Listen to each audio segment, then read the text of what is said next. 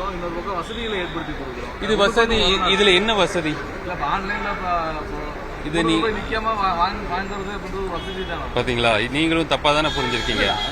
இதுல எந்த வசதியும் இல்லைன்னா நீங்க நேரா போய் ஜிபே பண்றதுக்கு ஒரு டைம் ஆகும்ல. நீங்க போயிருந்தீங்கன்னா இல்ல யாருக்காவது போயிருந்தாங்கன்னா அந்த ஜிபே பண்றதுக்கு ஒரு டைம் எடுத்துக்கொள்ள, அந்த டைம் அந்த கடைக்கிட்ட போய் இவங்க இதுல பண்ணி அதை காட்டி வாங்கிட்டு வராங்க.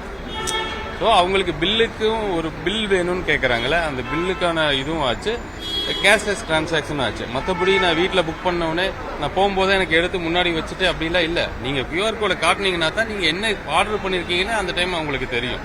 ஸோ இதில் வசதி இல்லை. அதுல என்ன ஒரு பிரச்சனைனா அது வசதி இல்லை.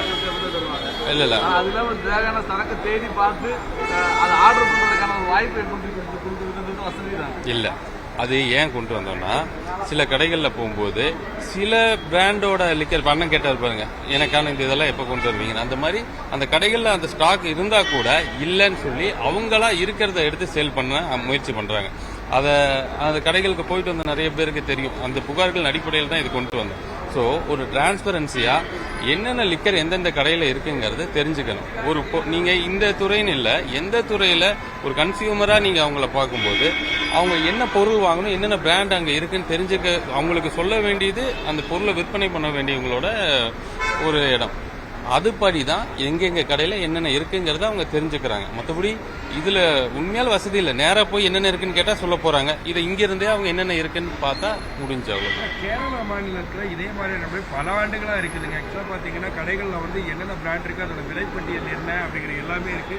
ரெண்டாவது ஆக்சுவலா தள்ளுமுள் இல்லாம கியூல போய் தள்ளுமுள் இல்லாம கியூல போய் நின்று டோக்கன் வாங்கிட்டு அந்த டோக்கனை கொண்டு போய் கொடுத்தோம்னா இமீடியட்டா அவங்க என்ன பிராண்ட் செலக்ட் பண்ணலாம், அந்த மாதிரியான இது ஏதாவது புது இது சிம்பிள் என்னன்னா, இதை இதுக்கான முயற்சிகள் இப்ப நீங்க சொல்றீங்கல்ல, அதுக்கான முயற்சிகள் இந்த கடந்த காலங்களில் எடுத்ததே கிடையாது. கடந்த காலங்களில் என்னென்ன இந்த துறையில் என்னன்னா, குற்றமா எனக்கு உண்மையில பழக்கல, யாரையுமே பர்சனலா குற்றச்சாட்டு வைக்கிறதோ அல்லது வன்மமா பேசுறதோ எனக்கு இயற்கையாகவே அது இல்லாதனால அது சொல்றதுக்கு எனக்கு கொஞ்சம் சங்கடமா இருக்கு. கடந்த காலங்களில் இதுக்கான முயற்சிகள் யாரும் எடுக்கல. இப்போ நான் வந்திருக்கோம், இந்த ஒரு 2.5 மாசத்துல பாத்தீங்கன்னாலே இந்த டாஸ்மாக் துறை பத்தி தான் இந்த ஒரு 60-70 நாள் ஒரு 30 நாள் நியூஸாவது வந்திருக்கும். ஸோ அவ்வளோ விஷயங்களை ரீஃபார்ம் பண்றதுக்காக ட்ரை பண்ணிட்டு இருக்கோம். நீங்க சொன்ன மாதிரி இதெல்லாம் மாத்தினா தான் அந்த முறை அந்த நடைமுறைக்கு வரும். மக்களுக்கும் தோணணும், இது ஐயோ இது கிடைக்க உலகத்திலே அதிசயமான பொருள் இல்லை அப்படிங்கிறத தெரியப்படுத்தணும். இப்போ நீங்க சொன்ன மாதிரி உதாரணத்துக்கு சொன்ன மாதிரி கேரளால மக்களுக்கு அந்த ஒரு அவேர்னஸ் இருக்கு. இங்க அந்த அவேர்னஸை கொண்டு வரணும். ஆனா அதுக்குள்ள என்ன பண்ணிடுறாங்க, பண்ண சொன்ன மாதிரி வசதி ஏற்படுத்தி கொடுக்குறீங்களா அல்லது ஊக்குவிக்கிறீங்களா அப்படிங்கறதெல்லாம். ஆனா அது எங்க அரசுக்கு, மாண்புமிகு தமிழக முதல்வருக்கும் துளி கூட எண்ணம் கிடையாது. எனக்கும். நன்றி.